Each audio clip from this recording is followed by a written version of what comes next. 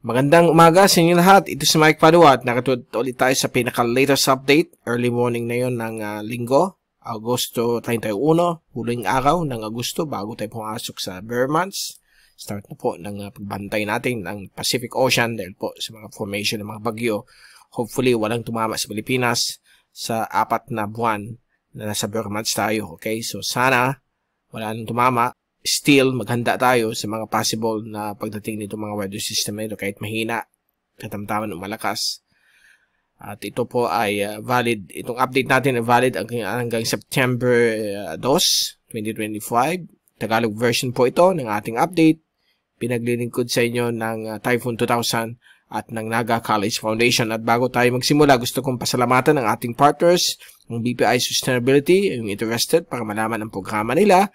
I-click lang po inyo yung link dito para pumunta sa kanilang webpage. At ang lokal na gobyerno ng Naga City, headed by our Honorable Mayor Lenny Robredo at ang ating Honorable Vice Mayor Gabby Bordado. So mukhang naging uso na yung mga localized thunderstorms kahit wala tayong mga bagyo sa ating bansa. Meron tayong monsoon trough, habagat, pero may mga naka-embed pong mga thunderstorms, localized, maliliit lamang po ito.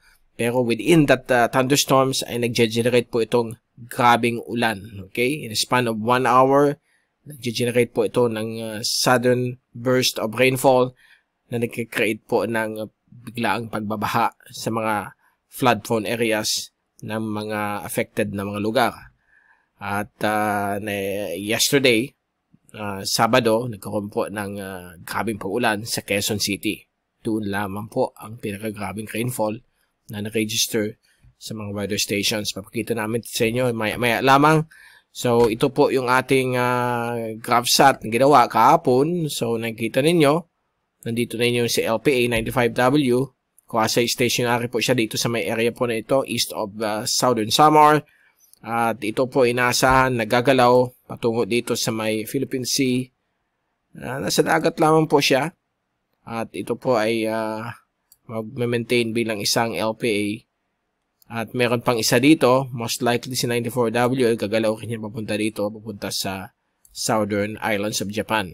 So wala naman po itong direct effect sa ating bansa, but yung tinatawag nating trough o monsoon trough, ito yung convergence po ng hangin mula sa hilagang silangan at mula sa habagat ay nagkikreate po dito ng mga matitinding localized thunderstorms na kahit konting ulan pero malakas siya na maglalas ng 1 to 2 hours, nag-generate na po ito ng pagbabaha. So mag-ingat po tayo. Very hard to predict po ito dahil po sa mga forecast, hit or miss. Minsan grabing ulan sa forecast but sometimes nasa tabi lang pa lang. But yung Project NOAA forecast rainfall na 24 hours ay mukhang tumama naman yung forecast nila. Medyo mababa ng bahagya dun sa actual, but swak na swak po dun sa 60 to 100 mm. Papakita namin sa inyo may lamang. So, ito naman po si Jacinto. Naglandfall na po sa may Vietnam. Ito po yung dating LPA 93W nung huling video natin na naging ganap na bagyo bago lumabas ng PAR. Kaya binigyan ng pag-asa sa Jacinto. At ito po naging Nongfa, yung kanyang name, international name, bago naglandfall po dito sa may Vietnam. Yung bagyong si Kajiki o si Isang na naglandfall dito a week ago bago si Jacinto. So medyo na back-to-back rin ng mga bagyo sa kanila. So na yun, yung si Jacinto ay nandun na po sa may northern Thailand. Mabilis na kumikilos. So ito yung fast animation mula sa University of Wisconsin Tropical Cyclone page. Ito po si LPA 95W. At medyo sabog ang kanyang sirkulasyon. Yung part ng trough, monsoon trough, ay nandito po sa may area po ng Bicol. Nagbibigay po ng light to moderate rainfall na yon. Hindi naman po masyadong kalakasan but tamang-tamang ulan lamang. And then ito naman po yung zoom in satellite animation. Nakafocus po ito sa may Quezon City para makita ninyo kung ano nangyari kaninang mga between 1 to 3 p.m. So, i-move natin bigiling at 11 o'clock. Medyo okay pa po ang panahon dito. Cloudy lang sa Quezon City. And then, bandang alauna, nag-form na po yung thunderstorm dito. Yan, may mga lightning strikes. Nakikita nyo yung kidlat. Ayun, mga 2 p.m. Ang dami na po ng kidlat. So, yan po yung thunderstorm. At nakuha rin sa radar ng Pag-asa Kung i-zoom natin yan, yan po siya. So, grabing ulan po yan. At nakita nyo dito, yan, no? Yun. Yan po yung mga matitinding ulan. Now, within that thunderstorm, may tinatawag po tayong cloud burst. Cloud burst is a phenomenon, yung part ng thunderstorm clouds na kung saan nagkakaroon po ng malaking bagsak na ulan from 50 to more than 100 millimeters in span of a very short time lamang of 1 to 2 hours hanggang 3 hours. So, ito, 1 hour lang po, nag-generate po ng more than 100 millimeters na ulan sa Quezon City. At yan po ang medyo mapanganib. Okay, yung mga tinatawag nating cloud burst. Kaya kita po ninyo din sa radar ng Pag-asa, yung cloud burst ay umabot ng, I think this is more than 100 millimeters. So, kaya na-register rin ng mga weather stations around Quezon City. Lalo na po yung Science Garden ng Pag-asa. Nasa 113 yata. May nabasa tayo dun sa website ng Pag-asa. And then, sa weather station ng UPIESM, okay, pardon my words. So, yan po. Ito yung total rainfall kahapon, 181.2. Yan po yung total, okay? Pero yung pinakamalakas within 1 hour, 2 to 3 yata yun. O 1 to 2 o 2 to 3. Nasa 130 millimeters yata ang bumagsak. O, 130. Okay, grabe po. Sa Science Garden, 113. Nakita natin doon sa isang page. So, yan po ang masaklap. Pag ganyan po yung ulan, kasi nangyari nito sa first week of July, dahil lang sa localized thunderstorms, sa 115 millimeters din sa Iriga City, nagkaroon po ng grabing ulan, and then sa Naga, 80 millimeters, at bumaha na. So, yan ang problema kapag 1 hour lang, short span of time, mag-create po yan ng flash floods, quick flooding, kapag meron po tayong cloud burst. Anong itsura po ng cloud burst? Ay, bago muna yan, pakita natin sa inyo yung Naga. Sorry, ito po yung weather station natin ngayon. Early morning, alas 2 na po ng umaga.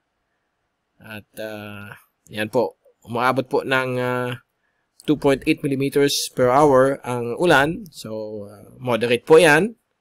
And then, ito po ang storm. Ito yung ulan for the past 24 hours to 48 hours. So, 5.1 pa lamang po ang ulan simula kaninang 12 midnight to 2 a.m. So, hindi naman po yan alarming. Ulang mayaman lamang po ang tawag dyan. So, ito po ang itsura ng cloudburst. Ayan o. Rain curtain. Yung curtain ng ulan. O kortina ng ulan. Pag nasa malayo kayo, nakikita nyo yan. Parang bumabagsak sa malayo.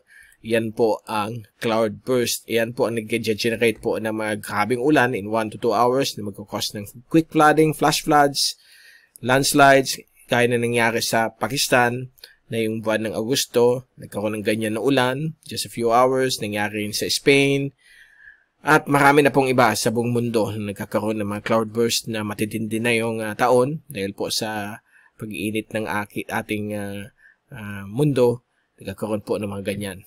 So, mag-iingat po tayo sa mga ganyan na cloudburst. Okay? Dahil po, delikado po yan sa mga flood-prone, landslide-prone areas ng ating bansa at sa buong mundo. Ito yung microwave imagery doon sa bagong LPA. Wala naman pong pinapakita. Medyo no problem yan. Hindi naman po siya magde-develop. And then, ito yung track ni bagyong Jacinto. Nasa may borderline na po siya ng Laos at Northern Thailand. Pahina na po into a low pressure system. So, ito yung final track ni Nongfa. International name ni Jacinto. Okay, wala naman pong kasunod. So, ito yung ensemble ng European model. Ito po yung si bagyong Nongfa.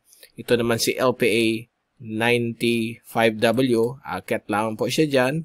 At ito naman po si LPA 94W na akyat din papuntang Japan. Mukhang delikado ang Japan na may dadaan po dyan tropical depression, tropical storm sa susunod na 5 hanggang 7 araw. So, yan po ang tracking nila. Wala naman po sa Pilipinas. But ang problem natin, itong localized thunderstorms, dala ng monsoon trough. At medyo delikado po yan sa mga flood-prone area. So, mag-ingat po tayong lahat. Laging handa dapat. Okay? At ito po yung forecast sa hangin. At nakita po natin yung LPA. Wala naman pong problema pagdating sa hangin. Packet po lahat ng mga low pressure systems hanggang sa Friday, September 5. Okay? So, September 5, baka may bagong LPA mag-form dito. Kikita nyo dito. Okay? So, punta natin yung rain forecast. Ito yung everyday na rain forecast. Hapon-hapon, mukhang marami pa rin ulan. Marami pa rin thunderstorms. So, ito si September 1. Mamayang hapon meron. September 1, September 2. Pero pag umaga, baka may sunshine. Hapon-hapon, nandyan pa rin mga thunderstorms. And then sa gabi. Sa Miyerkules, September 3, sa Luzon, meron na naman thunderstorms sa iba't ibang bahagi ng ating bansa. September 4, September 5. So, halos everyday, meron pa rin mga thunderstorms. So, hanggang dyan muna tayo, September 5. More than that kasi is highly uncertain. But, continue natin yung ating forecast for the next 14 days. Mukhang puro localized thunderstorms lang. Mukhang bubuti naman po ng bahagi ang ating panahon. Okay? Dahil papasok na naman tayo sa dry phase ng La Nina oscillation. Habang papunta sa may Africa na naman, yung wet phase. So, let's hope na magbuti na po ang panahon. Ito po yung 24-hour rainfall accumulation. So, nakita po ninyo na yung linggo dito naman po sa may Visayas, 50 to 100 millimeters ang possible na ulan po dyan. And then, mga possible cloudburst. Sa Lunes, yan po, mga 30 to 50 millimeters sa Bicol. Although, mostly mga localized thunderstorms lang po ito. Dito sa Mimaropa, meron din po mga 50 to 100 in small patches. Tuesday, hindi na po masyado. Wednesday, Metro Manila, baka may 30 to more than 50 millimeters naman po na ulan. Thursday, sa may western sections ng Central Luzon, Bataan, Zambales. And then, Friday, hindi naman po masyadong mga ulan. Dito lamang po sa may gitna at Hilagang Luzon.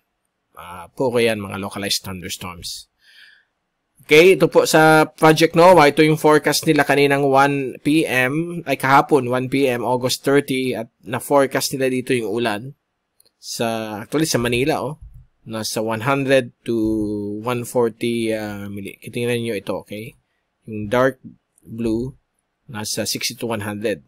So halos pasok din. Talagang okay itong forecast ng Project NOAA. Bisitahin lang po ang page nila noaa.up.edu.ph. Meron din siya ng app sa iOS at sa Android. Pwede nyo i-download sa Google Play Store at sa Apple App Store. And then, click nyo yung NOAA Studio para makita nyo itong map. I-scroll down niyo sa pinaka-bottom. Dito sa Exposure Assessment Beta version. Yan po yung rain forecast. Nakita nyo dito. Courtesy of Dr. Jerry Pagdasa ng Weather Manila. UPIESM. Makikita nyo dyan ang mga rain forecast. Hit or miss naman po yung mga forecast. Minsan, hindi naman tumatama. But, majority, 70% talagang tumatama yung forecast. Okay? So, yan po. Magandang tool ito. At magagamit po ninyo ito sa day-to-day forecast ninyo. Itong sa Project NOAA. Headed by our friend, Dr. Mahar Lagmay. Okay, so ito yung rainfall, the wave forecast sa mga alon. Magtatanong dyan mga fishermen, mga sea travelers. So far, for the next 5 days, ang mas maalon ito pong West Philippine Sea. Light to moderate waves, up to 2 meters. Samantala dito sa may East Philippine Sea at Central Waters ng ating bansa, kalmado hanggang 1 meter ang alon. Kaya pag i-forward natin ito hanggang sa darating pong September 5, same situation, ganun po ang alon sa ating bansa. Suitable for fishing and sea travels except yung West Philippine Sea na medyo mag-ingat lang po. Huwag mo nang pumalaot. Okay?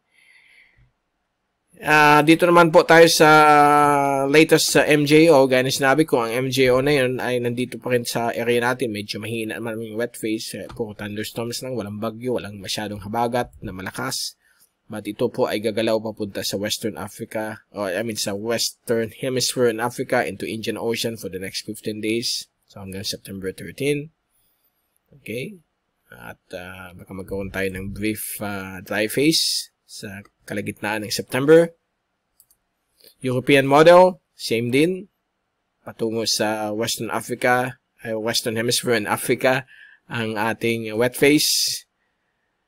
And then sa Australian Bureau of Meteorology, ganun din, similar sa ECMWF for the next 1 month until September 27, ay nandito lamang po sa may bahagi po ng Western Africa and Indian Ocean ang wet phase ng Madden-Julian Oscillation. So sa ating lugar, ito po ang lugar ng Pilipinas, magiging normal po ang mga pag-ulan. Wala tayong dry phase. Ang kita natin sa forecast, mukhang may mga thunderstorms pa rin, but magiging limitado habang wala muna ang wet phase. Kasi dito sa atin na yun, nandito pa rin yung katamtama ng mahinang wet phase ng Madden-Julian Oscillation.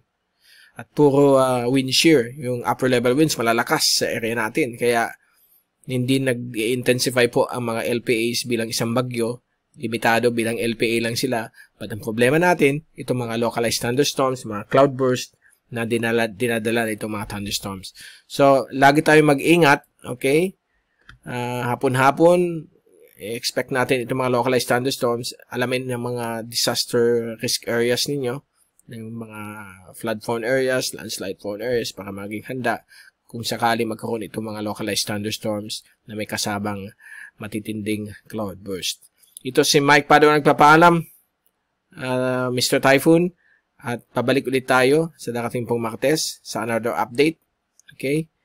Mag-ingat lahat. At have a great week ahead. Maraming salamat po sa pagpanood nyo sa aking channel. God bless po sa inyo lahat.